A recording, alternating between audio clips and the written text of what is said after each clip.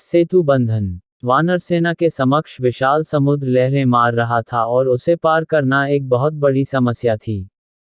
राम के क्रोध से भयभीत होकर समुद्र ने स्वयं वहां आकर बताया कि सुग्रीव की सेना में नल और नील कुशल शिल्पी हैं। उनके नेतृत्व में समुद्र पर सेतु बांधना संभव हो सकेगा। इतना बताकर समुद्र वापस चले गए। समुद्र की बात सुनकर वानर नल ने श्री राम से कहा, प्रभो, मैं विश्वकर्मा का औरस पुत्र हूँ और गुण में उन्हीं के समान हूँ। मैं महासागर पर पुल बांधने में सर्वथा समर्थ हूँ, इसलिए मैं समुद्र पर सेतु का निर्माण करूंगा। नल नील असंख्य वानरों को लेकर सेतु निर्माण के कार्य में जुट गए। उनके आदेश के अनुसार वानर सेना बड़े बड़े वृक्षों को उखाड़कर समुद्र तट पर एकत्रित करने लगे। देखते देखते वहां साल, अश्वकर्ण, धप, बांस, कुत्स, अर्जुन, कर्णिकार, जामुन, अशोक आदि वृक्षों का एक विशाल गगनचुंबी ढेर लग गया। इस प्रकार सागर के किनारे वृक्षों तथा शिलाओं के दो विशाल पर्वत बन गए।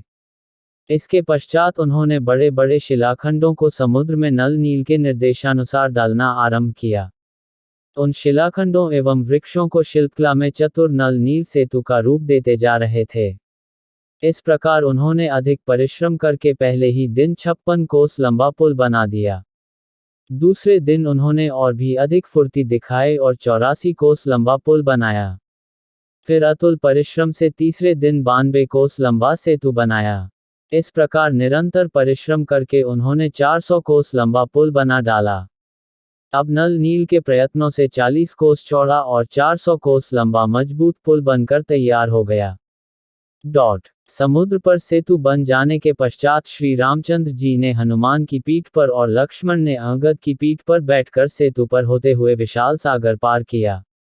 उनके पीछे पीछे संपूर्ण वानर सेना भी सुग्रीव के नेतृत्व में समुद्र को पार कर लंका में पहुंच गई। इस सेना के लंका में पहुंचते ही राक्षसों में भयानक हलचल मच गई। वे लंका दहन की घटना को स्मरण कर भयभीत होने लगे।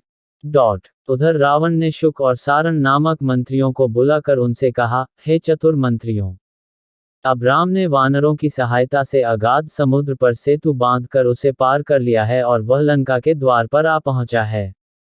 तुम दोनों वानरों का वेश बनाकर राम की सेना में प्रवेश करो और यह पता लगाओ कि शत्रु सेना में कुल कितने वानर हैं, उनके पास अस्त्र शस्त्र कितने और किस प्रकार के हैं तथा मुख्य मुख्य वानर नायकों के नाम क्या हैं। रावण की आज्ञा पाकर दोनों कूटनीतिज्ञ मायावी राक्षस वानरों का वेश बनाकर वानरों सेना में घुस गए, परंतु वे विभीषण की तीक्ष्ण दृष्टि से बच न सके।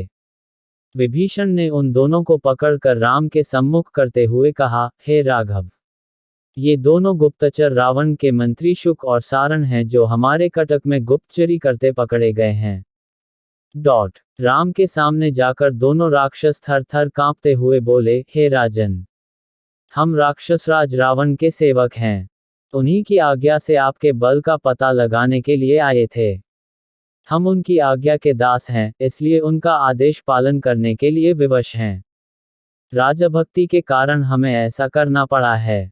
इसमें हमारा कोई दोष नहीं है।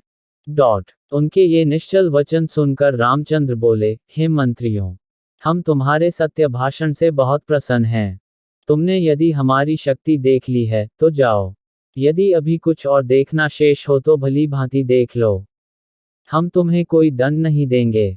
आर्य लोग शस्त्रहीन व्यक्ति पर वार नहीं करते, अतएव तुम अपना कार्य पूरा करके निर्भय हो लंका को लौट जाओ। तुम साधारण गुप्तचर नहीं, रावण के मंत्री हो, इसलिए उससे कहना, जिस बल के भरोसे पर तुमने मेरी सीता का हरण किया है, उस बल का परिचय अपने भाइयों, पुत्रों तथा सेना के साथ हमें रणभूमि में देना। कल सूर्योदय होते ही अंधकार की भांति तुम्हारी सेना का विनाश भी आरंभ हो जाएगा। श्री रामचंद्र जी के वचनों से भयरहित हो उनका जय जयकार करते हुए शुक तथा सारण लंका में पहुंचे और रावण के सम्मुख उपस्थित होकर बोले, हे स्वामिन, हमारे वानर सेना में प्रवेश करते ही विभीषण ने हमें पहचान कर राम के सम्मुख उपस्थित कर दिया, परंतु राम ने हमें निःशस्त्र दूत समझकर छोड़ दिया। अब रही वानरों के बल की बात, उसका पता लगाना संभव नहीं है, क्योंकि उनमें प्रत्येक के मन में आपके विरुद्ध क्रोध तथा घृणा की ज्वाला धधक रही है। उनसे बात करना ही संभव नहीं है, किसी बात का पता लगाना तो बहुत कठिन है। राम ने कहलवाया है कि सूर्योदय होते ही वह राक्षस सेना का विनाश आरंभ कर देगा। अब आप जैसा उचित समझे वैसा करें। दोनों मंत्रियों के ये वचन सुनकर रावण क्रोध से उबलते हुए बोला, चाहे कुछ भी हो जाए, मैं किसी भी दशा में सीता को वापस नहीं करूंगा। मुझे विश्वास है, राम अपनी सेना सहित युद्ध भूमि में मेरे हाथों से अवश्य मारा जाएगा। मंत्रियों के उत्तर से संतुष्ट न होकर रावण ने कुछ अन्य गुप्तचरों को छद्म वेश में वानर सेना में भेजा। उन्होंने बड़ी चतुराई से संपूर्ण जानकारी प्राप्त करके रावण को बतलाया कि राम ने अपना सैनिक शिविर सुबेल पर्वत पर लगाया है। उनमें जाम्बवंत नामक वृक्ष सबसे दुर्धर्ष एवं तेजस्वी है। उसके अतिरिक्त 3 वानर सबसे अधिक बलवान और पराक्रमी हैं। उनके नाम सुमुख, दुर्मुख तथा वेगदर्शी हैं। नल नील उस सैनिक टुकड़ी के अध्यक्ष हैं जिसने समुद्र पर सेतु बांधा है। अंगद अपने पिता वाली से भी अधिक तेजस्वी एवं बलवान है। उसके अतिरिक्त सहस्त्रों अद्भुत शक्तिसंपन्न पराक्रमी वानर हैं।